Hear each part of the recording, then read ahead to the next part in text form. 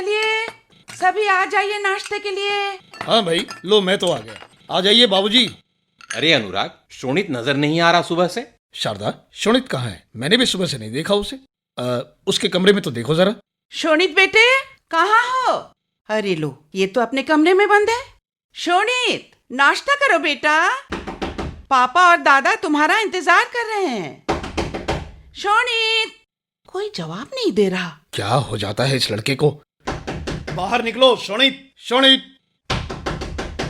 शोणित देखो, हम लोग नाश्ते के लिए तुम्हारा वेट कर रहे हैं। अरे आज स्कूल भी नहीं जाना है क्या? कोई आहट नहीं आ रही अंदर से, कहीं ये लड़का कुछ कर करा न ले। हाँ? 2 बार यह लड़का पहले भी ऐसा कर चुका है। सुनिए सुनिए, बाहर निकलने के लिए ज्यादा दबाव बनाना ठीक नहीं।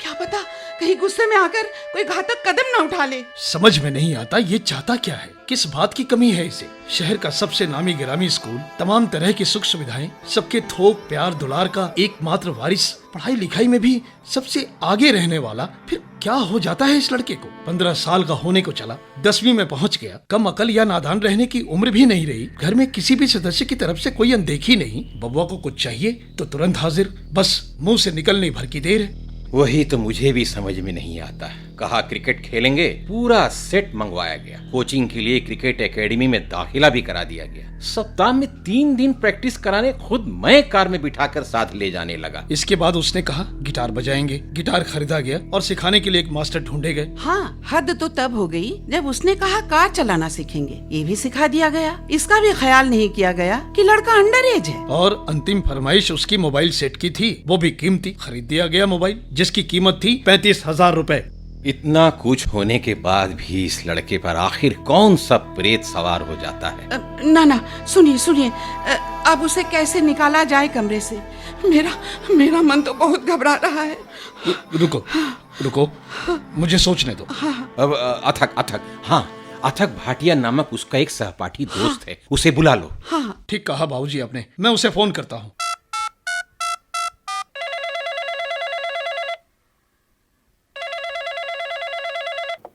हेलो। हाँ हेलो। हाँ अथक बेटे। हाँ अंकल। जरा जल्दी तुम मेरे घर आ जाओ। शोणित आज फिर से कमरे में बंद हो गया है। हाँ मैं अभी आया अंकल। थैंक यू बेटा।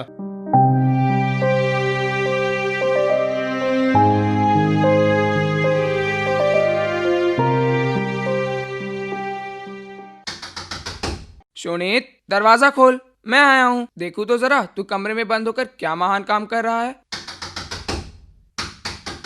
अगर तुम दरवाजा नहीं खोलोगे तो क्लास के सभी लड़के लड़कियों और कुछ टीचरों को भी मैं यहाँ ले आऊंगा।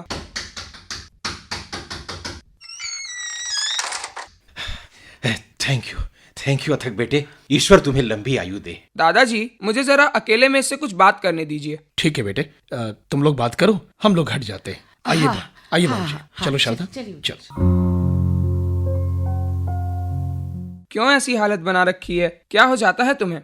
देखो तुम्हारे कारण घर के सारे लोग परेशान हैं। मैं क्या करूँ अथक, मुझसे सहा नहीं जाता। कहीं से भी चोट लग जाती है या हॉट हो जाता हूँ तो सब कुछ व्यर्थ और बकवास सा लगने लगता है। मन नहीं होता कुछ भी करने का। जान सकता हूँ कि इस बार तुम्हें चोट किस कारण से पहुँची है? यार मैंने अपने दादाजी से वादा किया था कि मैं क्लास में फर्स्ट होऊंगा, लेकिन मैं तीसरे स्थान पर खिसक गया और वो लड़की फर्स्ट हो गई जो 1 to 10 में भी नहीं रहती थी। चेहरे मोहरे से भी वह इतनी औसत है कि मैं उस पर नजर भी नहीं डालता था, लेकिन अब तो क्लास की ही नहीं स्कूल की वह स्टार बन गई है। And now she is ignoring मी। अरे यार, तू ऐसा क्यों समझता है कि क्लास में फर्स्ट आने का अधिकार सिर्फ तुम्हारा होना चाहिए? और फिर फर्स्ट आने से होता क्या है? ऐसी की तैसी फर्स्ट आने की। मैं तो 30वें 40वें स्थान पर रहता हूँ, तो क्या हुआ? मुझे तो चोट नहीं लगती। बात ये भी है कि क्लास में फर्स्ट तो कोई एक ही होगा। इसका ये मतलब थोड़ी है कि बाकी सब बेकार और फिसड्डी हैं। यार ये सब मैं जानता हूँ, लेकिन पता नहीं क्यों मैं दुखी होने से खुद को रोक नहीं पाता। ऐसा ही तुमने पिछली बार भी किया था। नदी में कूद पड़े थे, एक मछुआरे ने तुम्हें बचा लिया। एक अदना सा कारण था तुम्हारा मोबाइल सेट का खो जाना। इस मोबाइल ने तुम्हारे 70% समय पर कब्जा कर लिया है और तुम्हारे वजूद का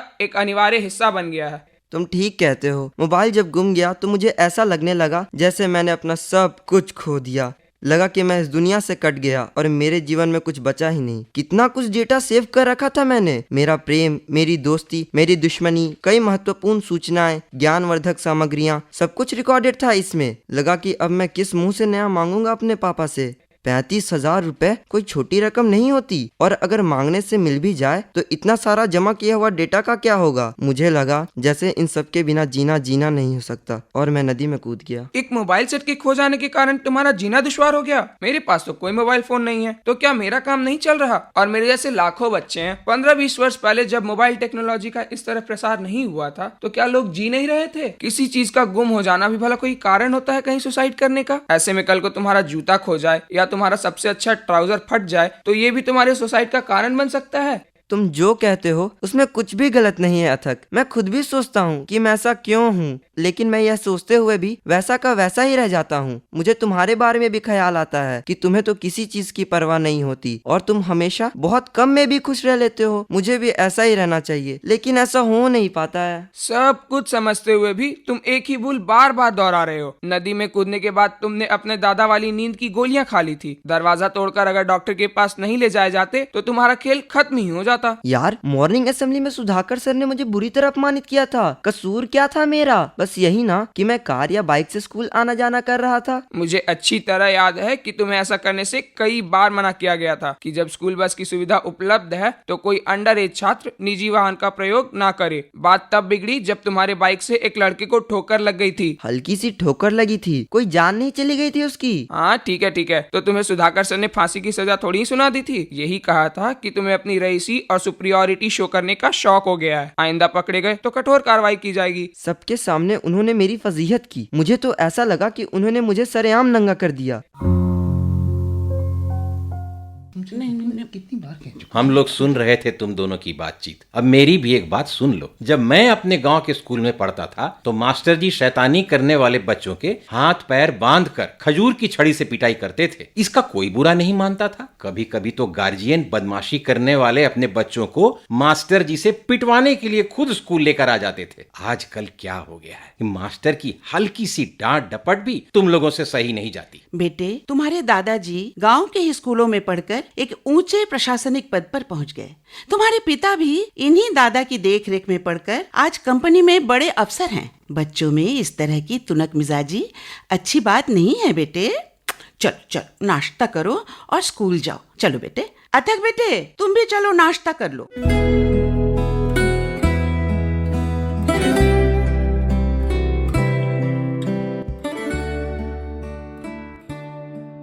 अनुराग, मैं शोणित को लेकर चिंतित हो गया हूँ। स्वाभिमान अच्छी बात है, लेकिन इतने छोटे बच्चों में स्वाभिमान और भावना की ग्रंथि का इतना नाजुक होना और उसका झट आहत हो जाना अच्छा संकेत नहीं कहा जा सकता है। एक आकार ले रही आकृति को कई बार कटने, पीटने और तपने की क्रिया से गुजरना जरूरी होता है।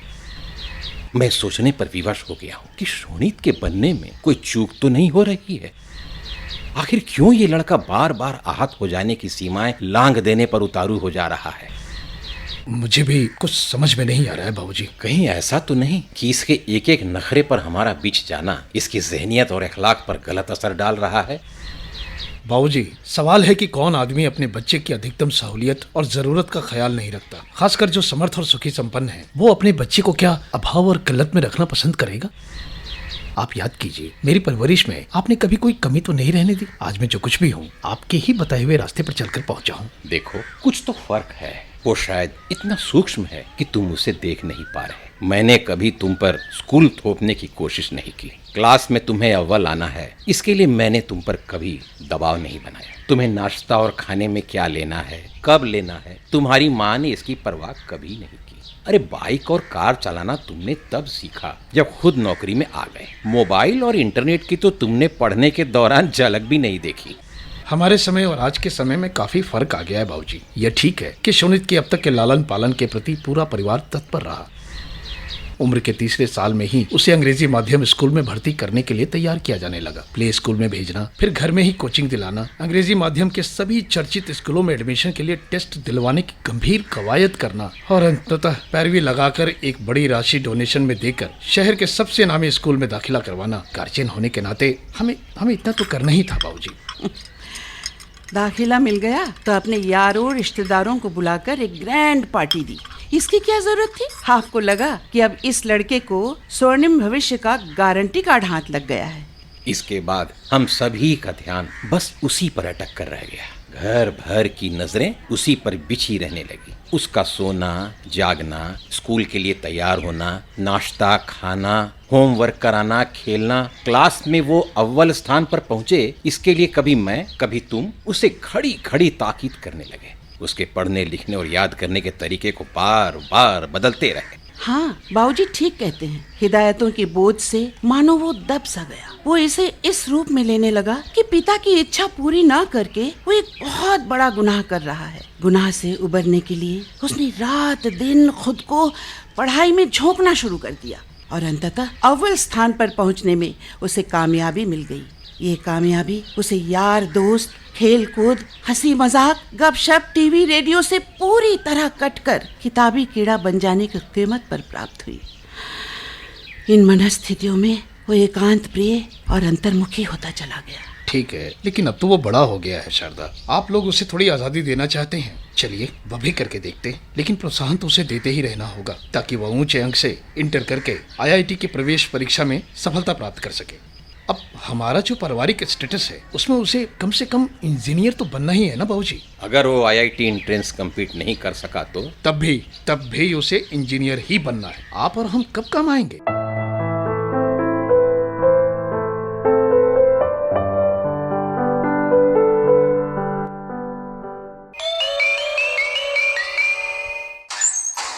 आ गए बेटा, कैसा हुआ इम्तिहान? हाँ बस हो गया माँ। खाना दो, भूख लगी है। अच्छा, हाथ मुंह धो ले, मैं अभी देती हूँ। शारदा, शोणित आ गया क्या? हाँ, आ गया। क्यों भाई, चेहरे पर चमक नहीं है? पेपर अच्छे नहीं गए क्या? ऐसा लग रहा था कि सारे सवाल किसी दूसरे ग्रह के निवासी ने बनाए हैं। लाखों बच्चे इस प्रवेश परीक्षा में बैठते हैं, जिसमें सिर्फ 4-5 हजार बच्चे ही सफल हो पाते हैं। ये वो बच्चे हैं जो इसकी तैयारी में खुद को झोंक देते हैं। ईमानदारी से जो जितना मेहनत करता है उसे उतना अच्छा रैंक मिलता है। अगले साल की तैयारी करो। तुम्हें जहाँ जिस कोचिंग इंस्टीट्यूट से जितना कोचिंग लेना है, हमारी ओर से खुली छूट है, तुम लग जाओ। मेरा मन इंजीनियरिंग की तरफ बिल्कुल नहीं है पापा। मुझे फिजिक्स, केमिस्ट्री और गणित के सवालों से बड़ी कोफ्त होती है। मुझे लगता है जैसे धागे के एक पुलिंदे को उलझाकर उसे किसी ने सुलझाने के लिए कह दिया हो, या फिर 3-4 महीन अनाजों को मिलाकर किसी ने उसे अलग अलग करने का काम सौंप दिया हो। पापा, मैं इंजीनियर नहीं बनना चाहता। मेरा रुझान क्रिकेटर बनने की तरफ है। क्रिकेट में ही अपना करियर बनाना चाहता हूँ। मतलब तू वो बनना चाहता है जिसमें पढ़ना लिखना ना पड़े? शायद मेरे मन में ऐसा ही कुछ है। निश्चय ही पढ़ना मुझे अब एक थका देने वाला काम लगने लगा है। तो क्या समझते हो, क्रिकेटर बनना आसान है? 125 करोड़ की आबादी में जो एक राष्ट्रीय टीम बनती है, अरे उसमें सिर्फ 15-20 ही चुने जाते हैं। बाकी सब के सब राज्य और क्षेत्र स्तर पर सिमट कर रह जाते हैं। फिर तो मैं गिटारिस्ट के तौर पर अपना करियर बनाना चाहता हूँ। आप जानते हैं कि गिटार बजाना मेरा शौक रहा है और मैं ठीक ठाक बजा भी लेता हूँ। देखो बेटा, तुम्हें जो कुछ भी करना है अपने लिए करना है। फर्ज करो कि तुम बिल्कुल अकेले हो और तुम्हारा पूरा परिवार अर्थात हम लोग तुम्हारे साथ नहीं है। क्या तुम गिटार बजाकर अपनी और अपने होने वाली बीवी बच्चों की आजीविका चला लोगे? तो कोई और प्रोफेशन देख लूंगा। देखो बेटा, मेरा मानना है कि क्रिकेट खेलना चाहिए। गिटार बजाना भी एक अच्छी बात है, एक संभ्रांत शौक है। तुम इंजीनियरिंग पढ़ते हुए भी अपनी इन रुचियों को जिंदा रख सकते हो। क्रिकेट को एक व्यायाम के रूप में लो, गिटार वादन को एक मानसिक थकान की मुक्ति के तौर पे लो। पकड़ अच्छी बन जाए तो कॉलेज की टीम में जगह बना लो, कॉलेज की सांस्कृतिक कार्यक्रमों में अपनी प्रस्तुति दो। अरे लाखों लोग हैं जो खेल और संगीत को इसी रूप में लेते हैं। मैं समझ गया कि इंजीनियरिंग पढ़े बिना मुझे पारिवारिक शिकंजे से मोक्ष नहीं मिल सकता। चलिए ठीक है, अगले हफ्ते से शहर के सबसे महंगे कोचिंग इंस्टीट्यूट से कोचिंग लेनी शुरू कर देता हूँ। ठीक है? चलो ठीक है। अच्छा एक बात बताओ, तुम्हारा दोस्त वो अथक भाटिया क्या कर रहा है? उसने तो कॉमर्स लेकर इंटर किया। बहुत दिनों से उससे मुलाकात नहीं हुई।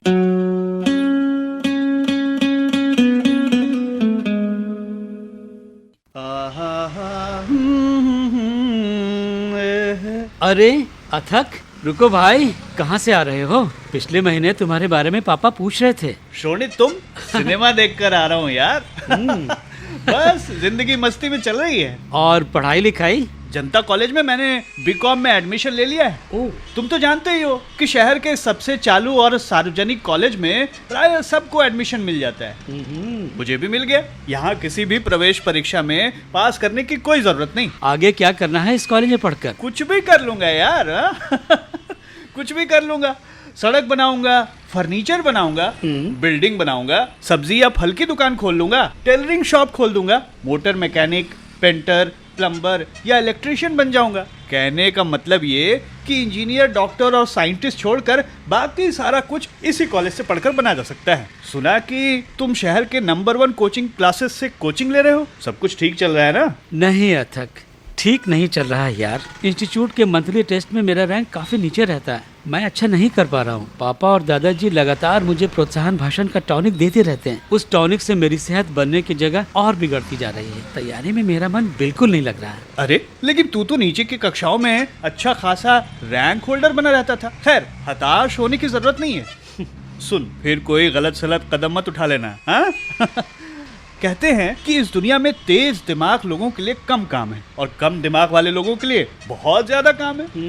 मन बहलाने के लिए कभी कभार क्रिकेट खेल लिया कर। और वो तेरे गिटार का क्या हुआ दोस्त? बजाने का जो भूत सवार हुआ था वो अभी भी है या उतर गया? भूत तो अब भी सवार है, लेकिन उसे उतारने वाले 2 सिद्ध तांत्रिक मेरे घर में मौजूद हैं। अच्छा। दादाजी और पापा, देख, वे तुम्हें बहुत ऊंचाई पर पहुंचाना चाहते हैं यार। वे तुम्हारे दुश्मन नहीं हैं। तुम खुशकिस्मत हो कि वे तुम्हारे लिए इतने ज्यादा कंसर्न हैं। अब मुझे देखो, मेरे बाबूजी ने तो सब कुछ मुझ पर ही छोड़ दिया है। मुझे लगता है शोणित कि घर में कोई ऐसा जरूर हो जो डांटे और अपने बच्चों पर नजर रखे। मैं कितना कुछ आवारागर्दी कर लेता हूँ, घर में कोई नहीं टोकता। तू मुझे ऐसा कहकर हौसला देने की कोशिश कर रहा है ना, ताकि मैं अपना बैलेंस बनाए रखूं? बैलेंस तो हर हाल में खोना नहीं चाहिए शोणित। और तुम्हें आखिर कमी ही किस चीज की है? खानदानी रईस हैं तुम्हारे पिता। ठीक है, मेरे एक दादाजी ही काफी है घर में प्रवचन देने के लिए। अब तू भी दादाजी मत बन जा। चलता हूँ यार, टाइम हो गया। कोचिंग में झक मारने जा रहा हूँ। अरे सुन तो, मिलते रहना दोस्त।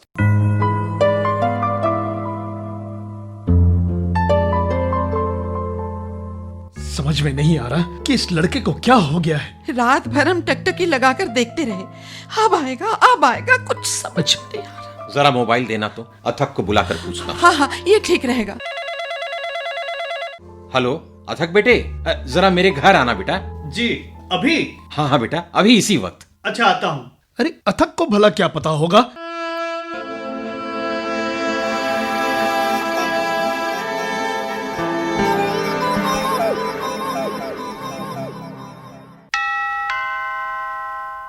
लो, अथक आ गया। कहिए दादाजी, आप लोग कुछ परेशान से लग रहे हैं। बेटे इधर आओ। सच सच बताना, तुम शाम को कितने बजे घर लौट आते हो? क्यों दादाजी, 6 बजे के बाद तो अमूमन मैं घर पे ही होता हूँ। आजकल शोणित रात 12-1 बजे के पहले घर नहीं आता है। हम ऐसा महसूस कर रहे हैं कि वो किसी बुरी संगति में पड़ गया है। हाँ? और ये ड्रग और ड्रिंक लेने लगा है। अच्छा। कल तो उसने अति कर दिया। ये कैसे? सुबह का निकला, अब तक नहीं लौटा है। क्या? रात भर हम उसकी राह तकते रहे, मोबाइल भी उसका स्विच ऑफ बता रहा है। संभावित ठिकानों पर हम जितना पता कर सकते थे कर लिए। हार कर बेटा मुझे तुम्हें बुलाना पड़ा। जैसा उसका स्वभाव रहा है, हम बहुत डरे हुए हैं कि कहीं उसने फिर कोई घातक कदम न उठा लिया। देखिए, मैं उसे ढूंढने की कोशिश करता हूँ दादाजी। आप लोग खुद को संभालिए। अब देखता हूँ मैं, और मिलता हूँ आकर मैं आपसे। ड्रग के कुछ अड्डों की जानकारी है मुझे, ठीक है? मैं देखता हूँ वहाँ पर। आप लोग संभालिए अपने आप। हाँ बेटा। हाँ।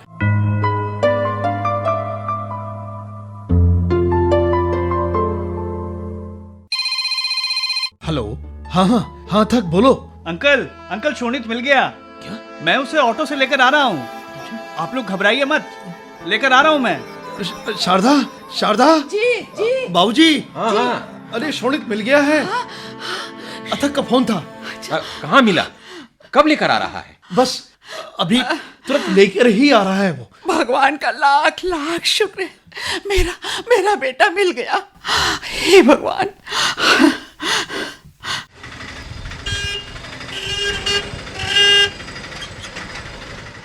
अब आ जाओ आराम से, संभल कर शोणित। देख कर। हाय मेरा लाल, ये क्या हो जाता है तुम्हें बेटा? ये क्या हाल बना रखा? रात भर हम लोग परेशान रहे बेटा। कहाँ था अथक? वो शहर के बाहर एक खंडहर है, वहाँ ड्रग बेचने का कारोबार चलता है। दादाजी, आपका अनुमान ठीक निकला। ओह गॉड, शोणित ड्रग का शिकार हो गया है। हे भगवान। क्या बात? वो हेवी डोज ले लेने की वजह से ही वहीं खंडहर के आसपास ही लुढ़क गया था और घर आने की हालत में नहीं था। कुछ लोगों ने उसे देखा तो खंडहर के बाहर एक कूड़ेदान के पीछे डाल दिया। हे भगवान, वहीं पे था ये। हे भगवान, देखो तो मेरे लाल की देह निचुड़ी हुई है। हे भगवान, होश होश बिल्कुल उड़ा हुआ लग रहा मेरा बच्चा का। हे भगवान। मैं अब ठीक हूँ माँ। कुछ लोग वर्गला कर मुझे वहाँ लेकर चले गए थे। समझ में नहीं आता कि इतना ख्याल रखने और प्यार दुलार करने के बावजूद ये लड़का बार बार क्यों आत्महत्या के रास्ते पर चल पड़ता है। अरे एक तरह से ये आत्महत्या का प्रयास ही तो है। इसे ड्रग एडिक्ट क्योर सेंटर में ले जाकर इलाज और लंबी काउंसलिंग कराओ। जब ये नॉर्मल हो जाए तभी कोचिंग के लिए जाने देना। नहीं दादाजी, मैं बिल्कुल ठीक हूँ। रिलैक्स रिलैक्स अथक, रिलैक्स। तुम इंस्टीट्यूट के मंथली टेस्ट में पिछड़ने की ज्यादा चिंता मत करो बेटे। हाँ, अच्छा करने की कोशिश करते रहो। नहीं होता है तो कोई बात नहीं। अरे इसके लिए खुद को पीड़ित करने की कोई जरूरत नहीं, हम दूसरा उपाय निकाल लेंगे। अरे सारे इंजीनियर क्या IIT में पढ़कर ही बनते? और भी तो हजारों कॉलेज हैं। डोनेशन के कॉलेज से डिग्री लेकर क्या होगा? वहाँ तो कोई कंपनी नौकरी देने नहीं चाहती। बहुत भटक कर और टपला खाकर नौकरी मिलती भी है तो पैकेज इतना पुअर होता है कि अपने इंजीनियर होने पर शर्मिंदगी होने लगती है। तुम्हारा ये कहना ठीक है बेटा, लेकिन ये उसके लिए है जिसकी पृष्ठभूमि में कोई पैरवी नहीं है। तुम्हारे पीछे कई लंबे लंबे सबल हाथ हैं। तुम्हारे पास कोई सी भी सिर्फ ऊंची डिग्री होनी चाहिए। सेट करने की जिम्मेदारी फिर मेरी होगी। अपनी नौकरी में रहते हुए बहुतों को मैंने और तुम्हारे पिता ने उपकृत किया है। आखिर वे कब काम आएंगे? फिर तो इसी रास्ते पर बढ़ जाना ठीक रहेगा। कोचिंग करके हम बेकारी समय बर्बाद कर रहे हैं। जब लड़का यही चाहता है तो अनुराग बेटे, तुम अगले सप्ताह इसे लेकर तमिलनाडु चले जाओ। वहाँ के एक इंजीनियरिंग कॉलेज के प्रिंसिपल से मैं बात कर लेता हूँ। ले जाकर वहाँ एडमिशन करा दो। बस शोणित बेटा, तुम कंप्यूटर साइंस में डिग्री ले लो। नौकरी लगवाना मेरी जिम्मेदारी होगी। नौकरी तो मैं लगवा दूंगा बेटा, लेकिन परफॉर्म करना तुम्हारी जिम्मेदारी होगी। मैं चलता हूँ दादाजी। हाँ बेटा, हाँ। जी। अच्छा बेटा, बहुत बहुत धन्यवाद। भगवान तुम्हें सदा सुखी रखे।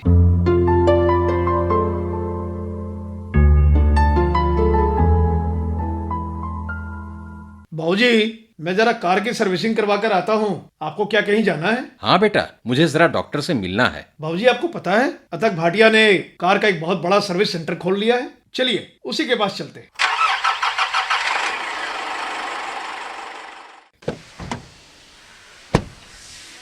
माय गॉड, इतना विशाल sign board, Bhatia car service centre.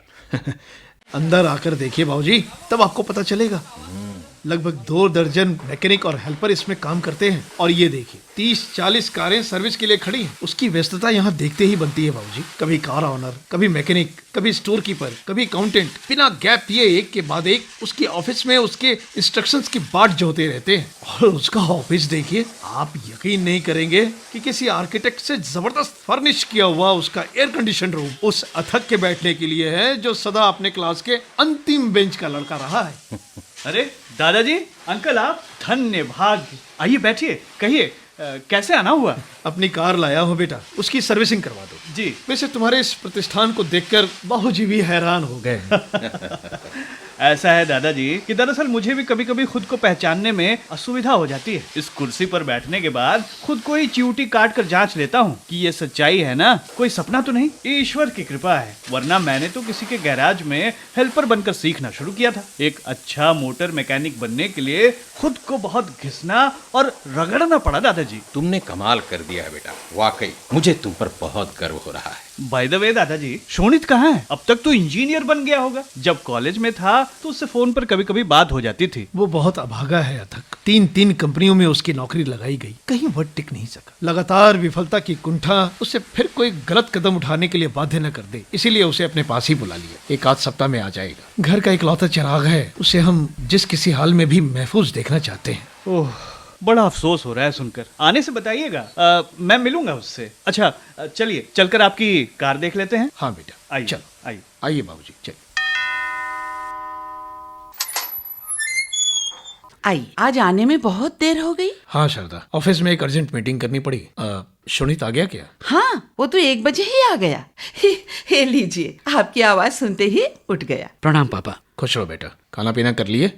आओ बैठो। दादाजी से मिल लिए? हाँ, ड्राइवर लेकर वे मुझे लेने एयरपोर्ट चले गए थे। अच्छा अच्छा। अरे हाँ बेटा, अथक भाटिया ने तुम्हें बुलाया है। अच्छा? हाँ, अरे वो एक बहुत बड़े कार सर्विस सेंटर का मालिक हो गया है और इन दिनों तो उसकी काफी चलती हो गई है। 2 दर्जन से ज्यादा मैकेनिक हेल्पर तो उसके अंडर में काम करते हैं। अच्छा। और उसने अपना एक आलीशान ऑफिस खोल रखा है। किस सोच में पड़ गए शोणित बेटा? सोच रहा हूँ दादाजी कि अपनी कक्षा में वो 40वें या उससे भी पीछे के रैंक में रहा करता था। उसके माता पिता उस पर पढ़ाई के लिए न अपनी कोई इच्छा थोपते थे, न उस पर नजर रखते थे। उसके पास न कोई स्पेशलाइज्ड डिग्री थी, न उसकी पृष्ठभूमि में बड़ी पैरवी या जैक था। वो बेफिक्री और अलमस्ती के अंदाज में कहा करता था कि वो जीवन में छोटे से छोटा या अति साधारण जैसा कोई भी काम कर लेगा। आज वो सचमुच अपने रास्ते पर चलकर कितना ऊपर पहुंच गया। उसने साबित कर दिया कि मेहनत और लगन से कुछ भी हासिल किया जा सकता है। एक बार फोन पर उसने बताया था कि बीकॉम कर लेने के बाद वो ग्रीस, तेल और कालिख में लिथड़े रहने वाले हेल्पर बनकर बाइक, स्कूटर और कार वगैरह की मरम्मत करने का काम सीख रहा है। मैं ये मानकर चल रहा था कि अब तक वो मिस्त्री बन गया होगा और किसी कार की बोनट खोलकर इंजन में मुंडी घुसाए होगा या फिर किसी बाइक के खुले पार्ट पुर्जों में उलझा हुआ मिलेगा। जाऊंगा कभी। इस वक्त मुझे आराम करना है।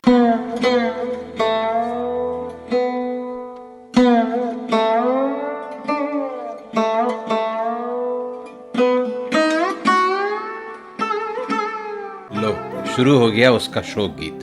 अरे अथक बेटे, आओ आओ आओ। नमस्ते दादाजी। नमस्ते नमस्ते। कैसे तुमने फुर्सत निकाल ली आज? जी वो आज के दिन साप्ताहिक बंदी रहती है दादाजी। आपने फोन किया तो लगा चलकर मिल लेता हूँ अपने हीरो से। आओ आओ। ये मातमी धुन सुन रहे हो? तुम्हारे हीरो के कमरे से ही आ रही है। हाँ? जब से आया है अपने कमरे में बंद होकर गिटार बजाता रहता है। अच्छा। न उसे खाने की चिंता रहती है, न किसी से बोलने बतियाने की। बस गिटार भी बजाता है तो दुख और उदासी की धुनें निकालता है। उसे समझाओ अथक कि वो जो करना चाहे करे। अब उसे कोई न मना करेगा न अपनी मर्जी ला देगा। हाँ? आपको नहीं लगता दादाजी कि ये कहने में आपने काफी देर कर दी? कहने में देर नहीं बेटा, शायद ये समझने में देर कर दी कि ये मेरा वक्त नहीं है। जब घर के बड़ों की इच्छा बच्चों के लिए गीता की तरह शिरोधार्य हुआ करती थी। चलो उसके कमरे में ले चलता हूँ। जी चलिए।